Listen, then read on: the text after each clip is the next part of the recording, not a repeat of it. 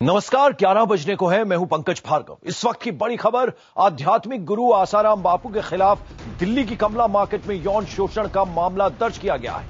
यहां आपको बता दें कि आरोप लगाने वाली लड़की पीड़ित है। यह मामला जोधपुर का है, लेकिन लड़की ने दिल्ली में मामला दर्ज कराया। उसके आरोप के मुताबिक आसाराम बापू ने जोधपुर आश्रम में इस लड़की को बुलाया और उसके साथ अभद्र व्यवहार किया।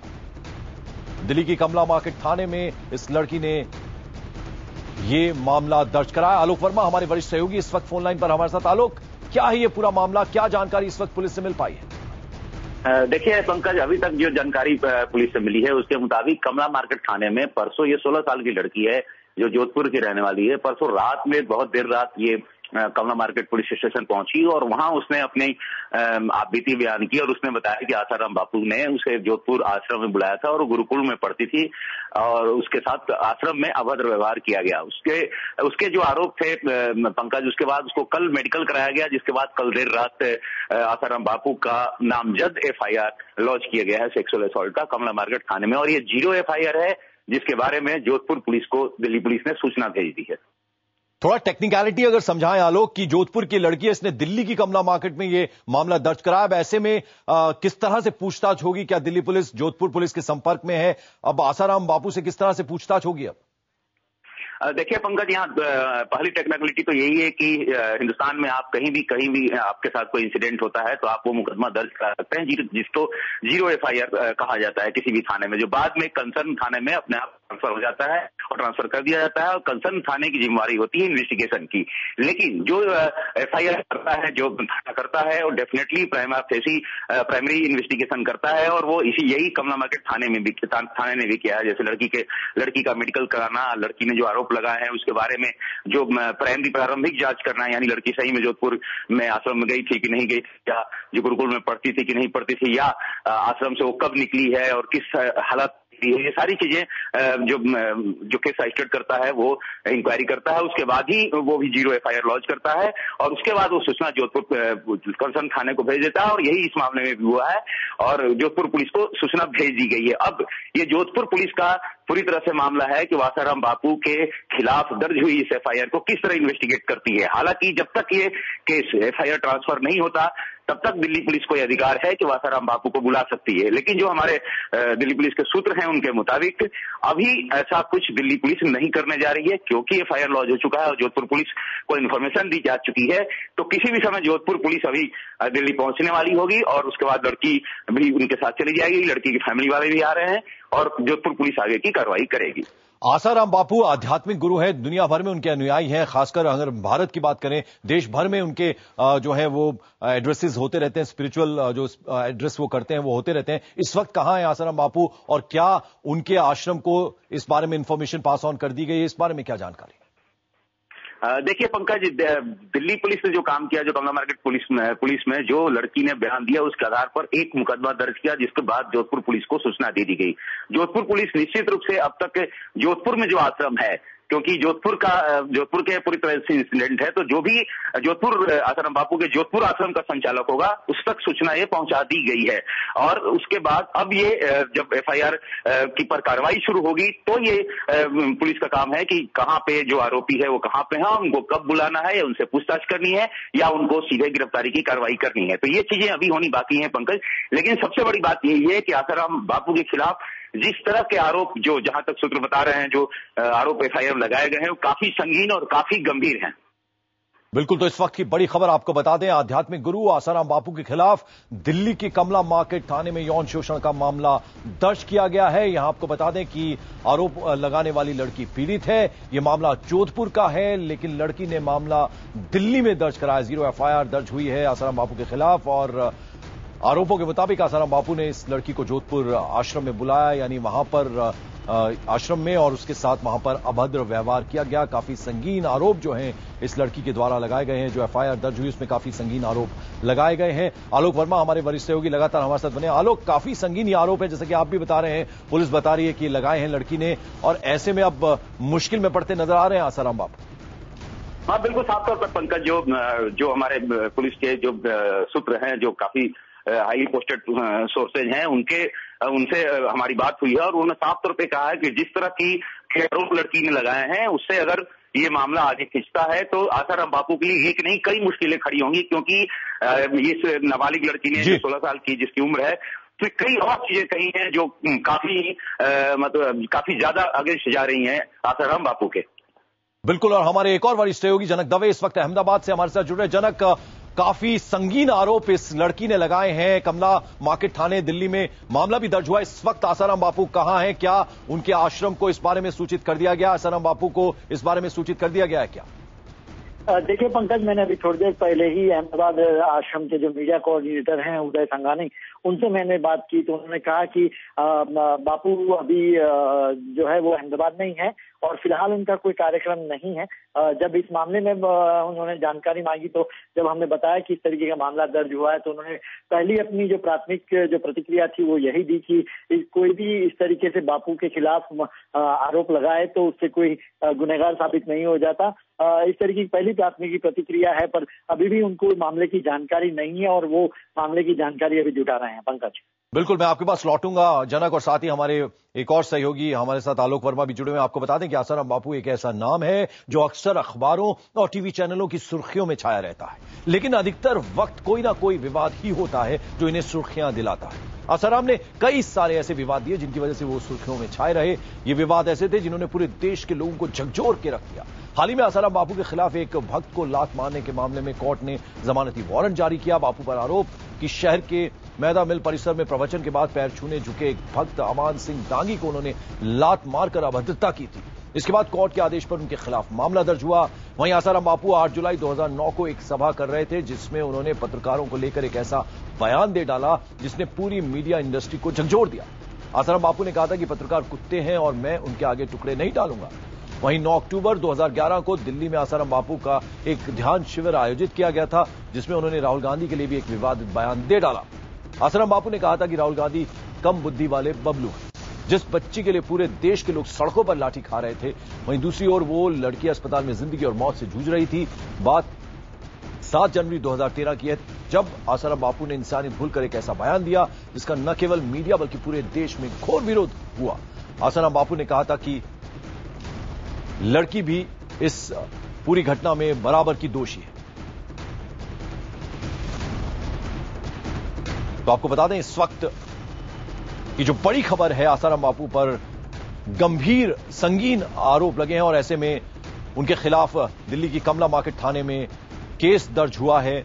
0 एफआईआर दर्ज हुई है। एक नाबालिग लड़की ने उन पर यह मामला दर्ज कराया है, जोधपुर की रहने वाली लड़की, और मामला जो है दिल्ली में दर्ज हुआ है।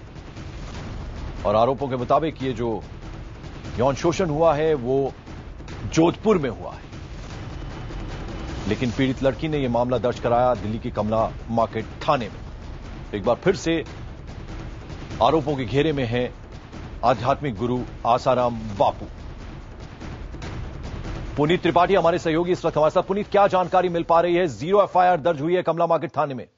जी बिल्कुल, ये 0 एफआईआर दर्ज की है और लड़की जो है वो थाने में पहुंची थी, परसों पहुंची थी। कल लड़की का जो है वो मेडिकल कराया गया। उसके बाद बीती रात जो है एफआईआर जो दर्ज किया गया है कमला मार्केट थाने में। और जो अभी तक खबर मिल रही है पुलिस सूत्रों से कि दिल्ली पुलिस जो कह सकते हैं कि अभी उनकी गिरफ्तारी के मूड में नहीं है। 0 एफआईआर है और मामला जो है वो जोधपुर का है, तो दिल्ली पुलिस इस मामले को जोधपुर ट्रांसफर करेगी। जोधपुर जब मामला ट्रांसफर हो जाएगा उसके बाद जोधपुर पुलिस के ऊपर है कि वो आगे क्या एक्शन लेती है। हालांकि दिल्ली पुलिस ने यह जानकारी इस पूरे मामले की जोधपुर पुलिस को दे दी है।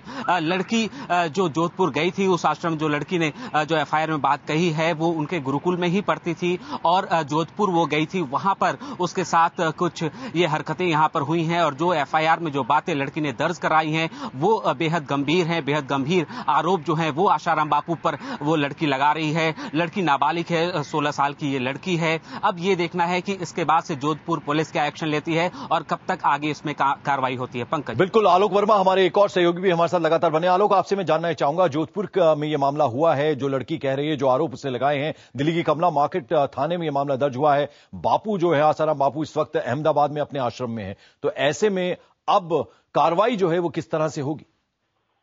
देखिए पंकज, इसमें साफ तौर पर है कि जो लड़की ने जो अपने एफआईआर जो केस में उसने जो डेट्स बताए हैं और जो चीजें बताई हैं, जो उसने सिलसिलेवार ढंग से घटना का पूरा विवरण दिया है। जो इन्वेस्टिगेशन शुरू होगा तो साफ तौर पे सबसे पहले ये पता लगाया जाएगा कि जो लड़की आरोप लगा रही है उस डेट में आसाराम बापू उस आश्रम में थे या नहीं थे, ये लड़की वहां गई थी या नहीं। हालांकि जो सूत्र हैं उनके मुताबिक प्राइमरी इन्वेस्टिगेशन जो दिल्ली पुलिस ने किया है, इंक्वायरी जो की है लड़की के मोबाइल लोकेशन से और उसके पेरेंट्स वगैरह से बात करके, उसमें ऐसा लग रहा है कि लड़की शुरुआती दौर में कुछ सही बातें कह रही है, लेकिन जो जिस तरह के गंभीर आरोप उसने लगाए हैं उन गंभीर आरोपों की पुष्टि के लिए, क्योंकि आसाराम बापू एक काफी सामाजिक और धार्मिक गुरु के रूप में काफी उनके फॉलोअर की संख्या काफी ज्यादा है, तो दिल्ली पुलिस जो भी पुलिस इस पूरे केस की इन्वेस्टिगेशन करेगी वो फूंक फूंक कर कदम रखेगी और सबसे पहले लड़की के लगाए गए आरोपों को हालात जो परिस्थितिजन्य सबूत मिलेंगे उनसे मिलान किया जाएगा और उसके बाद ही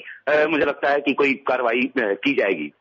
बिल्कुल, हमारी एक और सहयोगी तेजस्वी इस वक्त हमारे साथ जुड़ रही हैं। तेजस्वी, अगर देखा जाए आसाराम बापू इतिहास काफी पुराना है, यानी इस तरह के विवादों में अक्सर वो घिरे रहे हैं, चाहे फिर वो उनके आश्रम में इलीगल कंस्ट्रक्शन को लेकर हो, बच्चों की किस तरह से उनका शोषण हुआ था उसको लेकर हो, पानी की बर्बादी को लेकर हो, और जो निर्भया के साथ जो लड़की के साथ यहां पर हुआ था, इतनी बड़ी घटना हुई थी, उस पर भी उन्होंने विवादित बयान दिया था, यानी एक लंबी फहरिस्त है। सही फरमा रहे हैं आप पंकज। यहाँ पे अगर हम आसाराम बापू की कंट्रोवर्सीज पर नजर डालें, इस इतिहास पर अगर हम नजर डालें, तो गुजरात के नवसारी डिस्ट्रिक्ट में हमने देखा था किस तरह से लैंड अक्रोच की थी उन्होंने वहां के गांव की, और वहां पे उसके बाद जो गांव के लोगों थे उन्होंने हल्ला मचाया, जिसके बाद डिस्ट्रिक्ट कलेक्टर के ऑर्डर के बाद उस लैंड को ग्रैब कर लिया गया। लेकिन यहाँ पे एक बहुत बड़ा मुद्दा उठा था लैंड इंक्रोचमेंट का गुजरात में। उसके बाद ऐसा ही एक मामला मध्य प्रदेश में आया था, रतलाम डिस्ट्रिक्ट में। रतलाम में भी सत्संग के लिए 11 दिनों के लिए एक जमीन मांगी गई थी आसाराम बापू के आश्रम द्वारा, और उसके बाद उस जमीन को हथिया लिया गया था। हालांकि बाद में इंटरवीन किया कोर्ट ने उस पूरे मामले को लेकर।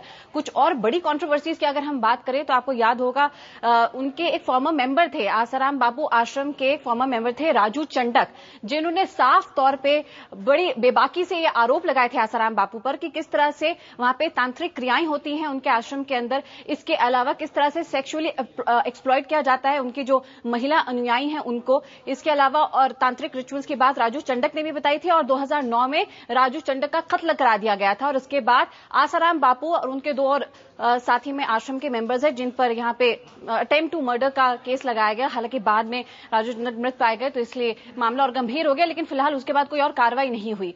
इसके बाद आपको एक और वाकया याद दिलाऊं, अभिषेक और दीपेश नाम के 2 बच्चे थे 10 और 11 साल के, और जुलाई 2008 में मामला सामने पेश आया था जब साबरमती नदी के पास इन दोनों बच्चों के शव पाए गए थे, और आसाराम बापू के ही 10 साधु जो हैं उनको पकड़ा गया था इस पूरे मामले को लेकर। और पुलिस का मानना यह था कि किसी तांत्रिक रिचुअल की वजह से इन बच्चों का भी कत्ल किया गया। और उसके बाद आप जानते हैं निर्भया केस में किस तरह से उन्होंने ये बयान दिया था आसाराम बापू ने कि अगर इस पूरे केस की बात करें तो कल्प्रेट खाली वो 5 या 6 लोग ही नहीं बल्कि उस लड़की का भी दोष है। अगर लड़की उनको भाई बना लेती, भगवान का नाम लेती, कोई मंत्र या दीक्षा लेती तो शायद वो बच जाती। बिल्कुल, मैं लौटूंगा आपके पास। तेजस्वी बनी रहे आप हमारे साथ। पुनीत, आपसे मैं जानना चाहूंगा, कोई आम आदमी होता है तो पुलिस एकदम एक्शन लेती है, यहां पर चूंकि एक बड़ा आध्यात्मिक गुरु जो है वो आरोपों के घेरे में है, अब किस तरह की कार्रवाई, किस तरह से वो स्पीड अप होगा मामला, उस बारे में आपकी पुलिस से बात हुई है क्या? जी देखिए, बिल्कुल, एक तो बड़ा नाम है आसाराम बापू का, और दूसरी चीज ऐसे जब भी मामले होते हैं तो पुलिस कम से कम ये जरूर वेरीफाई करती है कि अगर किसी के खिलाफ ऐसा आरोप, संगीन आरोप लग रहा है, और खास तौर पे अगर हम सेक्सुअल असॉल्ट की अगर बात करते हैं, सेक्सुअल हैरेसमेंट की बात करते हैं, तो पुलिस एक बार आरोपों को जरूर जांचती है किसी भी एक्शन से पहले। और यहाँ पर जो दिल्ली पुलिस है वो ज्यादा इन्वेस्टिगेशन के मूड में नहीं है। उसको जितना इन्वेस्टिगेशन करना था और 0 FIR दर्ज करनी थी वो दिल्ली पुलिस कर चुकी है। अब आगे की पूरी कार्रवाई जोधपुर पुलिस के हाथ में होगी कि जोधपुर पुलिस इस जांच को कैसे आगे बढ़ाती है, क्या आसाराम बापू से पूछताछ करती है, वो क्या उनका एक्शन होता है, और किन किन धाराओं में जोधपुर पुलिस जो है वो मामला दर्ज करती है। जो आरोप जिस तरीके से जो FIR में है वो काफी संगीन है निश्चित तौर पे, और उन संगीन आरोपों को पुलिस वेरीफाई जरूर करेगी, और वेरीफाई जरूर करने के बाद से पुलिस एक्शन लेगी। पंकज। तेजस्वी, अब सवाल ऐसे में ये है, जब इतना बड़ा जो ये बाबा है आसाराम बापू, अब ऐसे में आध्यात्मिक गुरु है, तमाम दुनिया भर में अनुयायी फैले हुए हैं जो इस तरह से विवाद में घिरते रहे अक्सर, क्या कुछ फॉलोइंग थोड़ी कम हुई है, या जो भक्त हैं वो इस बात को कहीं भी मानते नहीं?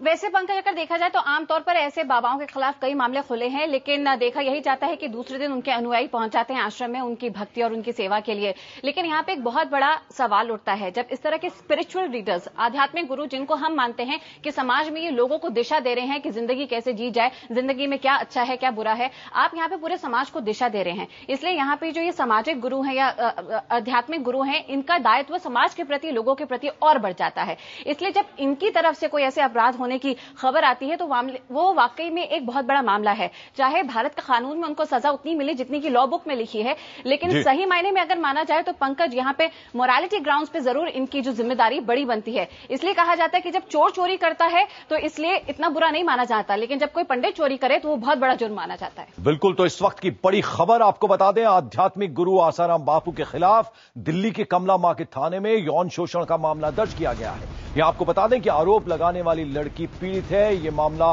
राजस्थान के जोधपुर का है, लेकिन लड़की ने दिल्ली में मामला दर्ज कराया है। 0 FIR दर्ज हुई आसाराम बापू के खिलाफ और उसके आरोप के मुताबिक आसाराम बापू ने जोधपुर आश्रम इस लड़की को बुलाया और वहां उसके साथ अभद्र व्यवहार किया गया। और इस खबर पे जैसे जैसे हमें और अपडेट्स मिलते रहेंगे हम आप तक वो पहुंचाते रहेंगे। एक छोटा सा ब्रेक यहां ले रहे हैं, फौरन हाजिर होते हैं। आप कहीं मत जाइएगा, देखते रहिए IBN 7।